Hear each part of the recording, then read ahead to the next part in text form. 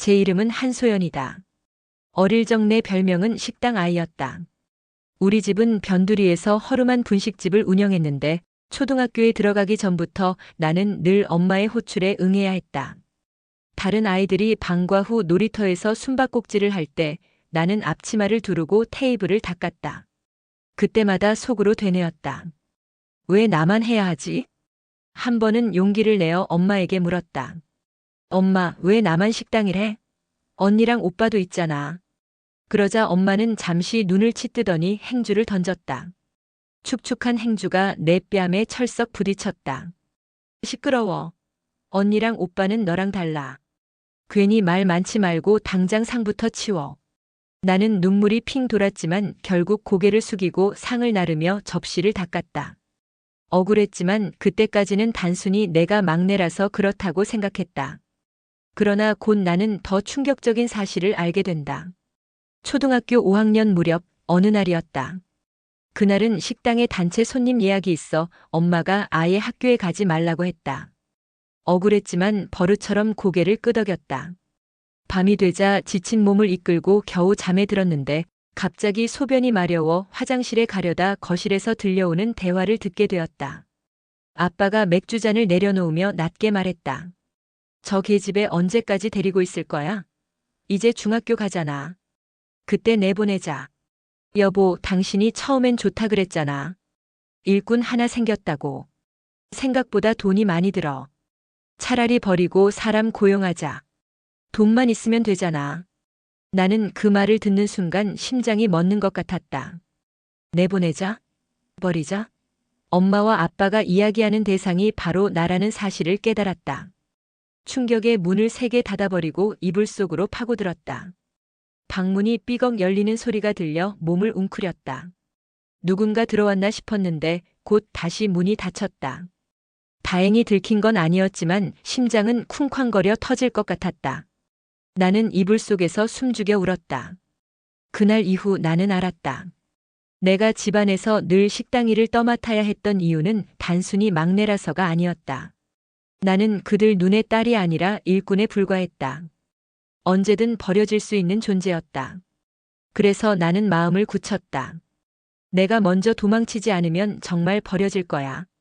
그 결심이 내 인생의 첫 번째 반전이 되었다. 나는 중학교 입학을 앞둔 해 결국 집을 뛰쳐나왔다. 그날 새벽 엄마와 아빠의 대화를 들은 후로는 더 이상 집에 머무를 수 없었다. 언제고 내보내자라는 말이 현실이 될까봐 차라리 내가 먼저 도망치는 게 낫다고 생각했다. 고속버스를 타고 낯선 시골 마을에 도착한 나는 경찰관 앞에서 일부러 기억을 잃은 척했다. 얘야, 이름이 뭐니? 집은 어디고? 나는 고개를 저으며 떨리는 목소리로 말했다. 잘 모르겠어요. 기억이 안 나요. 그렇게 나는 보호시설로 보내졌다. 새 이름도 받았고 그곳에서 20살이 될 때까지 살았다. 아이러니하게도 그 시절은 내겐 평화였다. 억지로 일을 시키는 사람도 없었고 적어도 나를 속이는 어른은 없었다. 학교에 빠짐없이 다닐 수 있었고 도서관에서 책을 읽으며 마음껏 공부할 수 있었다. 어린 시절 공부는 사치라며 학교조차 못 가게 했던 집에서와는 달랐다. 하지만 20살이 되자 시설을 나와야 했다. 나는 혼자가 되었지만 마음 한구석에는 여전히 궁금증이 남아 있었다. 그래도 그 집에선 자랐는데 그 사람들은 어떻게 됐을까? 완전히 돌아갈 생각은 없었지만 최소한 생사는 확인하고 싶었다. 감사 인사를 하려는 마음도 조금은 있었다. 용기를 내어 경찰서를 찾았다. 그곳에서 들은 소식은 충격적이었다. 계부는 이미 세상을 떠났고 계모는 얼마 전 분식집에 난 화재로 전신에 큰 화상을 입고 병원에 누워 있다는 것이었다. 나는 병원으로 달려갔다. 침대 위에는 온몸을 붕대로 감은 채 알아볼 수도 없는 모습의 여자가 누워 있었다. 분명 계모였다. 그녀는 눈도 뜨지 못한 채 거칠게 숨만 몰아쉬고 있었다. 나는 침대 곁에 서서 조심스레 불렀다. 엄마. 그 순간 계모의 손가락이 미세하게 움직였다. 그녀는 간신히 입술을 달싹이며 내게 무언가를 말하려 했다. 김미라. 나는 숨이 멎는 줄 알았다. 그것은 분명 사람 이름이었다. 그러나 계모의 이름도 언니 이름도 아니었다. 누구예요? 제 진짜 엄마예요? 계모는 고개를 아주 작게 끄덕였다. 다시 물으려 했지만 그녀는 끝내 숨을 거두고 말았다. 나는 침대 곁에서 멍하니 서 있었다. 지금까지 그녀를 원망하며 살아왔다. 나를 친딸처럼 대하지 않고 늘 일만 시켰으니까. 그러나 마지막 순간 그녀는 내게 생모의 이름을 남겼다. 그것이 그녀가 평생 간직했던 비밀이자 마지막 선물이었던 것이다. 병원을 나와서 나는 머리가 복잡했다. 정말 내 생모가 살아있을까? 김미라 그 이름만으로 내가 찾아낼 수 있을까? 분명한 건 하나였다. 나는 처음으로 내 뿌리를 알게 되었다는 것. 그날 이후 나는 전국을 돌아다니며 김미라라는 이름을 가진 사람들을 수소문하기 시작했다. 그러나 이름만으로 누군가를 찾는 일은 결코 쉽지 않았다. 기록도 불확실했고 동명이인도 너무 많았다. 좌절한 끝에 나는 의붓 언니와 오빠를 찾아갔다. 혹시 그들에게 단서가 있지 않을까 싶어서였다. 그러나 그들이 내게 해준 대답은 또 다른 반전이었다. 내 친엄마? 이미 죽었어. 그때 보상금 받으려고 우리 집에 연락했었는데 내가 도망가서 무산됐지. 나는 충격의 말을 잃었다. 그토록 애타게 찾던 생모가 이미 세상에 없다는 말을 피부치라고 믿었던 사람들의 입을 통해 듣다니. 게다가 그들은 뻔뻔하게 돈을 요구했다. 내가 잘 왔다. 우리 먹여 살린 값 좀 갚아라. 큰아빠 집에 얹혀 사는 것도 눈치 보이는데 내가 돈 좀 대라. 나는 모욕과 분노에 몸이 떨렸다. 결국 서둘러 집을 나왔는데 의붓 언니가 양동이 가득 똥물을 들고 쫓아오는 바람에 간신히 도망쳤다. 무릎이 까진 채 거리를 달리며 나는 깨달았다. 이 사람들에게서 더는 아무것도 기대할 게 없구나. 그리고 내 인생의 새로운 전환점이 뜻밖에도 부러진 구두 뒤축에서 시작될 줄은 그때는 몰랐다. 의붓 언니 집에서 쫓겨나듯 도망쳐 나온 그날, 나는 허겁지겁 골목길을 달리다 결국 넘어지고 말았다. 무릎이 까지고 아껴 신던 구두의 뒤축 하나가 덜컥 떨어졌다. 구두를 한 짝만 절뚝이며 걸어가니 내 신세가 더욱 처량하게 느껴졌다. 잘 보이고 싶어 일부러 새 구두를 신었는데 끝이 이게 뭐람. 그때였다. 낯선 남자의 목소리가 들려왔다. 아가씨, 그렇게 걷다간 무릎 다칩니다. 구두 좀 줘보세요. 나는 움찔하며 고개를 들었다. 허름한 작업복을 입은 청년이 내 앞에 서 있었다. 손에는 오래 쓴 구두 솔이 들려 있었다. 그는 대꾸도 기다리지 않고 부러진 구두를 가져가 근처 구두방으로 들어갔다. 잠시 후 구두는 새 것처럼 단단히 고쳐져 나왔다. 그는 환하게 웃으며 말했다. 이제 괜찮을 겁니다. 조심히 걸으세요. 하지만 내 마음은 이미 지쳐 있었고 감사의 말 대신 쏘아붙였다. 얼마예요? 저 돈 있어요. 그냥은 못 받아요. 그는 어이없다는 듯 웃었다. 돈이요? 이런 건 그냥 서비스예요. 다음에 구두 닦을 일 있으면 들러주세요. 나는 괜히 더 목소리를 높였다. 제가 돈도 없을 것 같아요? 싸구려 구두라 수선비도 없을까봐 그냥 해준 거예요? 그는 잠시 나를 바라보다가 조용히 말했다. 구두는요, 버리는 것보다 고쳐 신는 게 훨씬 좋아요. 사람도 그렇잖아요. 다시 닦고 붙이고 길들이면 오래 쓸 수 있죠. 그 말에 나는 이상하게 가슴이 먹먹해졌다. 마치 내 처지를 꿰뚫어 본 말 같았다. 며칠 뒤 퇴근길에 다시 그 구두방 앞을 지나는데 그가 나를 기다리고 있었다. 손에는 잔돈 몇 장이 쥐어져 있었다. 그때 너무 많이 받았어요. 이거 돌려드리려고요. 나는 놀라 물었다. 굳이 이걸 돌려주려고 기다렸어요? 그는 미소 지으며 고개를 끄덕였다. 그냥 보내면 내 마음이 불편해서요. 그 순간 내 안에 작은 믿음이 생겼다.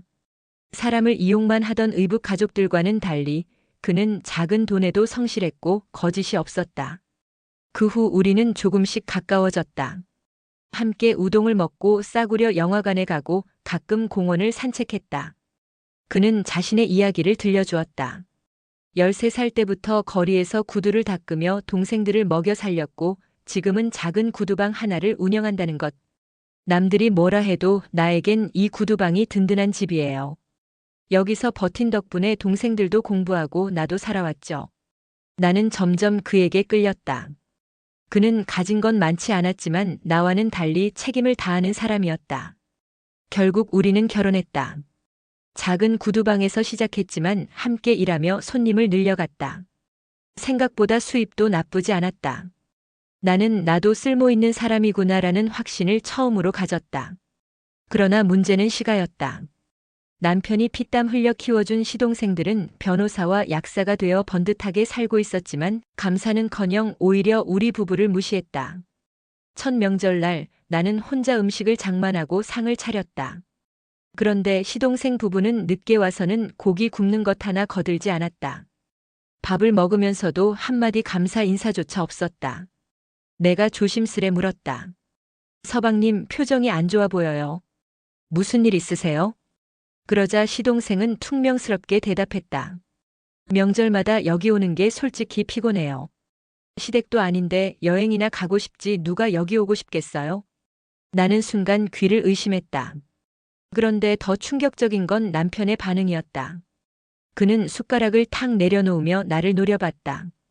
괜히 애들 불편하게 왜 그래? 음식하는 게 뭐 그렇게 힘든 일이라고 잔소리를 해? 나는 기가 막혔다. 그때 깨달았다. 남편은 끝내 동생들 편을 들 뿐 내 편은 되지 않는구나. 결국 나는 이혼을 선택했다. 마음은 아팠지만 더는 나를 존중하지 않는 사람들과 함께 살 수는 없었다. 이혼 후에도 나는 구두 일을 계속했다. 기술은 늘었고 단골도 생겼다. 그리고 어느 날 내 인생에 또 다른 반전이 찾아왔다. 대형 로펌에서 구두 닦기를 요청한 것이다. 나는 단순히 출장 수선이라 생각하고 갔지만 그곳에서 운명적인 재회가 기다리고 있었다. 이혼 후 혼자 구두 일을 하며 살던 어느 날 단골 손님을 통해 대형 로펌에서 출장 의뢰가 들어왔다. 대표님과 변호사님들 구두를 한 번에 다 닦아줄 수 있겠느냐는 부탁이었다. 나는 기쁜 마음으로 도구를 챙겨 로펌으로 향했다. 화려한 건물에 들어서자 마치 다른 세상에 발을 들인 것 같았다. 회의가 끝난 뒤 나는 변호사들의 구두를 차례로 닦았다. 마지막으로 대표 변호사의 방에 들어갔을 때였다. 그는 전화기를 붙들고 바쁘게 지시를 내리며 서류를 정리하고 있었다. 나는 조심스레 인사했다. 구두 맡겨주시면 바로 닦아드리겠습니다. 아, 네. 감사합니다. 나는 묵묵히 구두를 닦았다. 반짝 윤이 나는 순간 그는 잠시 나를 똑바로 바라보았다. 그리고는 이상한 듯 고개를 갸웃거렸다. 실례지만 혹시 어머님 성함을 여쭤봐도 될까요? 갑작스러운 질문에 나는 순간 얼어붙었다. 무슨 대답을 해야 할지 몰라 머뭇거리다가 결국 임종 직전 계모가 남긴 이름을 말했다. 김미라라고 들었습니다. 그 순간 그의 얼굴이 굳어졌다. 눈가가 떨리고 손에 들린 펜이 바닥으로 떨어졌다. 그는 떨리는 손으로 지갑을 꺼내더니 사진 한 장을 내밀었다. 사진 속 여인은 젊은 시절의 모습이었지만 내 얼굴과 너무 닮아 있었다. 이 사람 내 아내입니다. 그리고 우리는 딸을 잃어버렸습니다. 나는 숨이 막혔다. 귀에서 웅 하는 소리가 울렸다. 믿을 수 없었다. 지금 내 앞에 앉아있는 이 남자가 바로 내 친아버지라니. 대표 변호사는 당장 친자 확인 검사를 의뢰했다. 결과는 몇 시간 만에 나왔다. 나는 그의 친딸이 맞았다. 결과를 받아든 그는 눈물을 터뜨리며 내 손을 움켜쥐었다. 소연아, 내가 정말 내 딸이구나. 아내가 세상을 떠난 뒤 단 하루도 너를 잊은 적이 없었다. 그날 저녁 나는 그의 집으로 초대받았다. 그곳에는 두 오빠가 기다리고 있었다.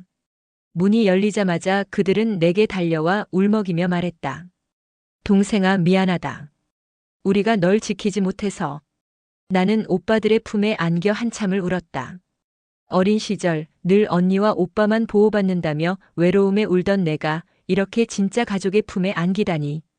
그 순간 내 안에 오랜 한이 조금씩 녹아내렸다. 하지만 모든 게 순탄한 건 아니었다. 로펌 안에는 나를 곱지 않게 보는 사람도 있었다. 특히 시동생이던 동서가 같은 로펌에서 일하고 있었는데 나를 보자마자 비아냥거렸다. 형님, 구두 닦던 분이 이렇게 로펌 대표님 딸로 둔갑하니까 기가 막히네요.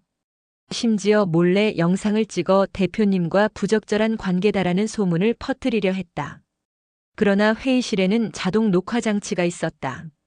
모든 대화와 촬영 장면이 그대로 기록되었고 결국 불법 촬영의 주범은 그녀로 밝혀졌다. 상황은 완전히 역전되었다. 그날 밤 아버지는 내게 조심스레 물었다. 소연아, 내가 아직 늦지 않았다면 공부를 다시 해보겠니? 내 안에 잠재력이 있다는 걸 나는 믿는다. 나는 잠시 망설였지만 결국 고개를 끄덕였다. 아빠, 저도 해보고 싶어요. 그날 이후 나는 뒤늦게 책을 붙잡았다. 나이는 많았지만 믿어주는 가족이 있다는 건 엄청난 힘이 되었다. 몇 년의 노력 끝에 나는 법대에 합격했고 다시 로펌으로 돌아왔다. 이번에는 구두를 닦는 손님이 아니라 주니어 변호사로서였다. 지금도 일은 고되다. 선배 변호사이자 현재의 남편이 매일같이 나를 몰아붙인다. 하지만 집으로 돌아가면 두 아이가 환하게 웃으며 달려온다. 생일날이면 아버지와 오빠들, 새언니들까지 다 모여 함께 노래를 부른다. 나는 이제 안다. 어린 시절 나를 짓누르던 말, 내보내자, 버리자는 말은 거짓이었다. 나는 버려진 아이가 아니라 되찾아야 할 가족이 있던 아이였다. 그리고 오늘 나는 변호사로서 법정을 오가며 또 다른 소외된 아이들을 변호한다. 가슴 깊이 이렇게 되낸다. 가족은 당연한 것이 아니라 기적이다. 나에게 가족은 두 번째 생명이다.